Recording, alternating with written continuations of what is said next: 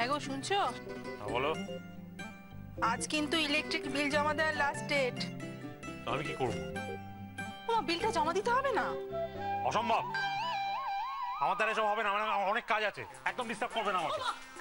তো কে দেবে তুমি না দিলে? যে খুশি জমা দেবে। বাড়িতে যদি অন্য কোনো লোক না থাকে তাহলে ইলেকট্রিক বিল জমা দিতে হবে না। আমার দ্বারা হবে না, বলে দিলাম। আরে দাঁড়াও না, বিলটা তো আজকে জমা দিতে হবে। কি বলছো তুমি বলো? তোমার একটু চিন্তার কি আছে? বাসায় তো অর্জুন আছে, হ্যাঁ রে, পাঠায় দাও। হ্যাঁ না ভেবলে বেশি, ও এসব কাজ কোনোদিনও করেনি, ও পারবে না এসব করতে। আচ্ছা, একটা কথা হইলো, কোনোদিন কয়টা না করে আজ করতে পারবো না। তাই তো, ঠিকই বলেছো। তোর লগে একটা কথা আছে, আতো আই দিকা। উকিল পোলাটা কইছে না, হ্যাঁ যেন দুজনের মুখোমুখি না হয়। হ্যাঁ তো বাসায় থাকে, পাশের বাসায়। তাহলে তার সঙ্গে ইলেকট্রিকের বিল জমা দেওয়ার কি সম্পর্ক? আরে বাবা, পোলাটারে যত বাসার বাইরে রাখবি ততই তো মঙ্গল। এতদিনে তুমি একটা বুদ্ধি করে কথা বলেছো, ঠিক বলেছো। ঠিক বলেছো মানে? না না, তোমরা কি করতে চাইছো বলো তো? আমার ছেলেরা কি শেষ পর্যন্ত মুখ ডাকতে বন্ধ করার জন্য রাস্তায় রাস্তায় ঘুরে বেড়াবে নাকি? দরকার পড়লে তাই বেড়াবে। পুরুষ মানুষ যত রাস্তায় রাস্তায় ঘুরে বেড়ায় তত মানুষ হয়। ওই দামড়া ছেলেকে আর আঁচলের তলায় লুকিয়ে রেখো না। দাঁড়াও, আমি ছেলেকে ডাকছি। অর্জুন, অর্জুন।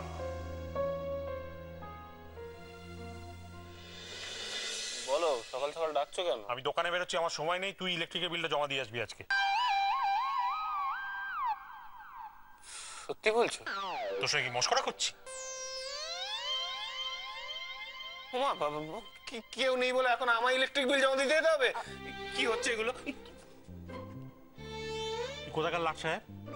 হ্যাঁ, ইলেকট্রিকের বিল জমা দিলে কি মহাভারত অশুদ্ধ হবে? তুই ইলেকট্রিকের বিলটা জমা দিবি, বুঝেছিস?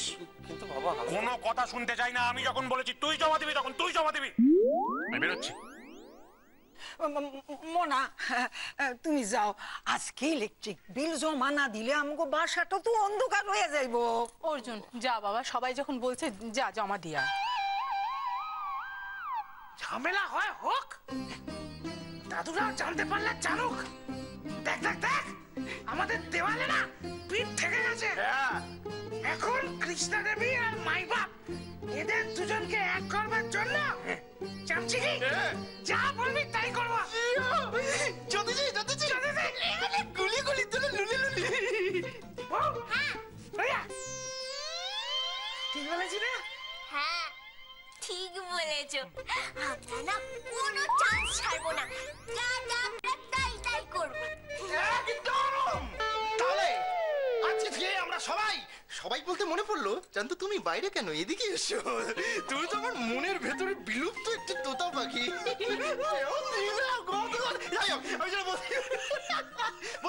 আমি বলছিলাম যে চন্দু, তুমি কিন্তু খুব সুইট। যাই হোক, আমি বলছি যে আজকে